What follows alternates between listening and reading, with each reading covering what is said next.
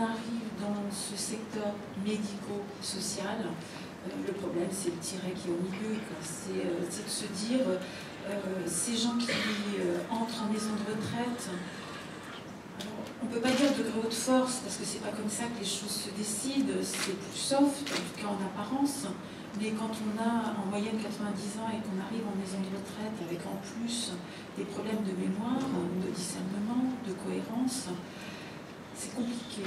C'est compliqué pour la personne, c'est compliqué pour les professionnels et c'est compliqué pour les familles. Et le directeur, je rejoins ma voisine, le directeur il est un peu au milieu de tout ça, en train de se dire comment faire cohabiter ces gens autour d'un même projet, qui est un projet de fin de vie. Donc la question de la mort est quand même là aussi. Qu'est-ce qu'on fait du temps qui reste? Est-ce qu'il suffit d'être propre? Est-ce que pour être propre on accepte un conflit?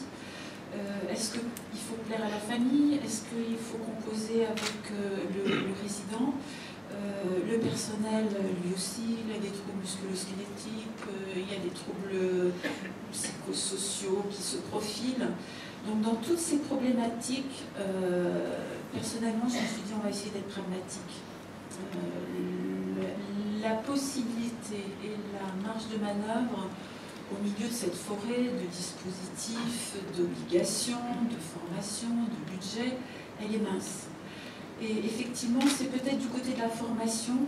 Et dans la formation, ce qui m'a fait m'arrêter sur la méthode Naomi Feld, que nous introduisons dans cet établissement depuis 2 ans, puisqu'il a ouvert il y a 4 ans seulement, c'était le fait qu'on pouvait la pratiquer en interdisciplinarité.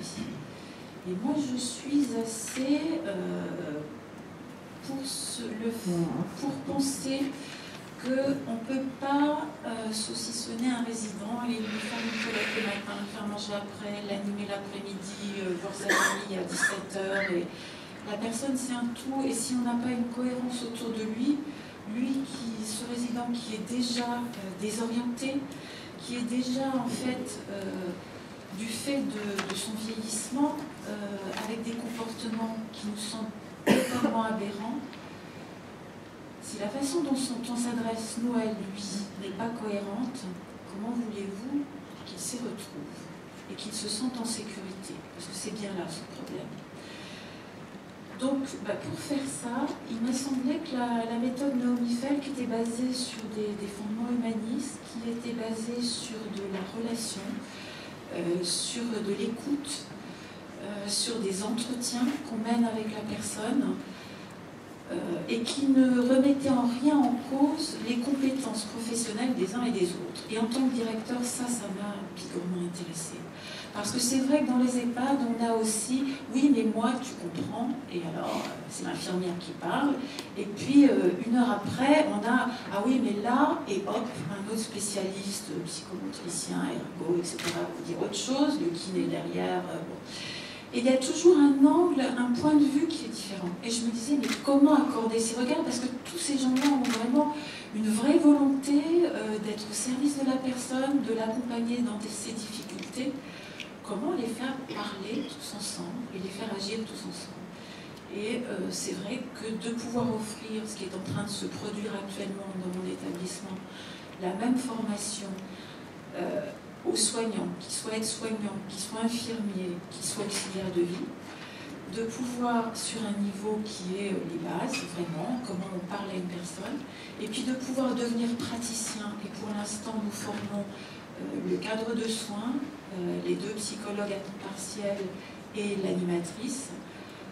Ça amène le dialogue, le discours et la réflexion autour des projets de vie des personnes, de ce qu'elles vivent, sur un autre terrain. Et ça, je trouve ça vraiment, vraiment intéressant, d'autant plus qu'en faisant ça, on ne peut pas se faire l'épargne de considérer la personne, que nous n'appelons pas dans les EHPAD un patient, mais qui est un partenaire. Et le terme de patient-partenaire, je trouve que dans cette méthode, il trouve aussi son sens.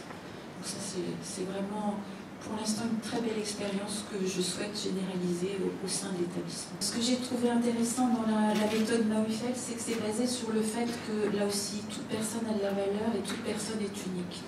Et parfois, quand on travaille avec des grands vieillards désorientés qui ont vraiment des comportements qui sont aberrants, qui sont même parfois un affront pour leur propre famille parce que papa ou maman n'était pas comme ça, et donc c'est quelque chose qui est difficile à accepter et qui semble désavouer tout le cheminement, tout un chemin de vie, des valeurs que les personnes elles-mêmes ont adoptées toute leur vie.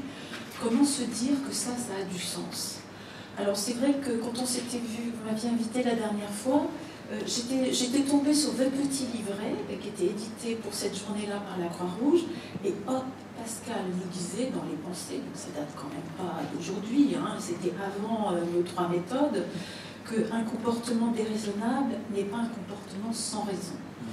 Et bien ce que je trouve intéressant dans la méthode Naomi Feil, c'est qu'on aide les soignants à partir de ce principe, de se dire que quel que soit le comportement que la personne a, effectivement, ce que ça nous fait à nous, on peut le regarder pour ce que ça nous fait à nous, et après, il faut le regarder, il faut pouvoir se plaindre des dégâts, ce que ça peut provoquer dans l'entourage, dans l'affectivité, mais il faut surtout mettre en œuvre de l'empathie et regarder ce que vit la personne et pourquoi elle le vit. Et dans ce cadre-là, à essayer de comprendre pourquoi elle le vit, eh bien effectivement, Naomi Feil raccroche ça aux tâches de vie d'Erikson et de dire qu'il y a dans le développement de l'être humain différentes étapes de la vie. Et que peut-être le grand vieillard, quand il a ces moments de désinhibition, quand il exprime des émotions comme jamais on les a vues exprimer dans sa vie, il fait peut-être un retour sur le passé, et ça on le voit, hein, chez les personnes qui sont calées des années auparavant et qui ont du mal à nous rejoindre dans le présent. Plutôt que de se dire qu'il débloque, excusez-moi, je mets des guillemets, peut-être peut-on se dire qu'il a quelque chose à faire là, dans son chemin de vie. Et ça, c'est une méthode respectueuse, et on n'a pas à comprendre, on n'a pas à psychanalyser des personnes âgées et à revenir sur leur passé. On a peut-être tout simplement à accompagner et à laisser faire. Et pour accompagner et laisser faire, il faut accepter la régression et garder le contact. Et c'est ce travail-là que, dans la méthode Naomi Feil, on apprend à faire. Alors, ce n'est pas une technique de toilette, ce n'est pas une visée thérapeutique, c'est simplement garder le contact. Et cette méthode de validation, le mot de validation, c'est au moment où ce contact se fait. Alors, si la personne est très dégradée et dans ce qu'on appelle une relation possé-relationnelle, ça va être dans un toucher de main, dans un échange de regard. Si la personne est active et parle encore, ça va être dans des discours parfois qui peuvent sembler un peu débridés, mais ça va être vraiment dans un contact qui s'établit, une relation de confiance, et qui fait que dans un très court temps, qui peut durer de quelques secondes à quelques minutes, on est sur un accord qui va être bienfaisant et qui va permettre à la personne de repartir, effectivement, sur faire sa toilette, sur venir manger avec vous, sur accepter de se remettre un peu dans notre monde. Mais ce n'est pas une réorientation.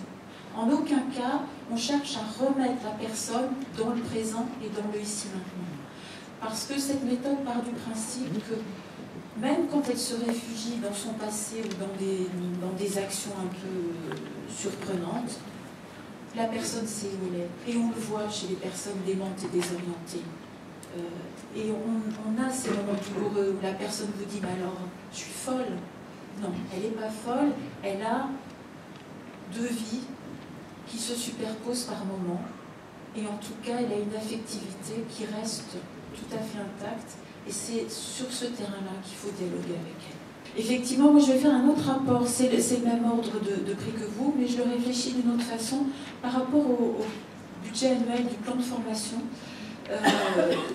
On l'a lissé sur 2 exercices, puisque le principe de cette méthode, c'est que c'est aussi une formation longue. C'est-à-dire que ce n'est pas en 3 jours que la métamorphose se produit. Il ne faut pas rêver, ça demande une vraie implication des soignants. C'est un travail, puisqu'il y a des entretiens à mener, des choses à faire d'un rendez-vous à l'autre, puisque la méthode de praticien, ce qui permet réellement d'arriver à être quelqu'un qui pratique la validation avec les personnes âgées qui l'accompagnent. Ça se fait sur 9 mois. Et c'est des sessions de 2 jours qui sont séparées à chaque fois de 4-5 semaines.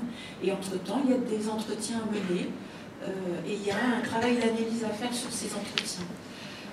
Ça coûte pareil pour un groupe. Alors ce sont des groupes importants. Moi j'ai été surprise au début parce que c'est des groupes qui peuvent aller jusqu'à 20 personnes. Je dis, oh là là, un groupe de 20.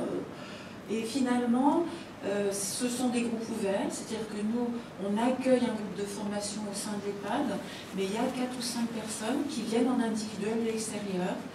Ce sont des groupes avec des gens qui ont des qualifications professionnelles différentes, puisqu'il y a des médecins co, moi-même je l'ai fait, il y a des infirmiers, il y a beaucoup de psychologues, il y a des psychomotes, et il y a des soignants, bien sûr, qu'on appelle de proximité.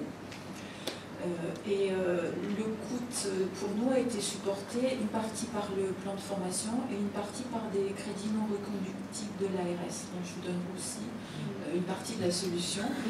C'est vrai que ça vient bien arranger les choses et qu'on est content de voir que des démarches comme celle-ci sont appuyées parce que ça vient vraiment en soutien du personnel. Et n'oublions pas qu'on a beaucoup parlé de la bientraitance, on a beaucoup parlé de ce qu'on devait aux usagers, mais on parle peut-être moins de ce qu'on doit à ces personnels qui sont, alors surtout en région parisienne, d'origine culturelle différente, avec des pratiques, des relations à la personne âgée différentes. Ces méthodes, elles ont tout un intérêt, c'est de donner aussi une culture d'établissement. Vous parlez de projet d'établissement, mais c'est vrai que, quelle que soit celle qu'on adopte, on a un projet d'établissement qui est fort, qui est assumé et qui est conduit de façon unanime. Et ça, je trouve que c'est important.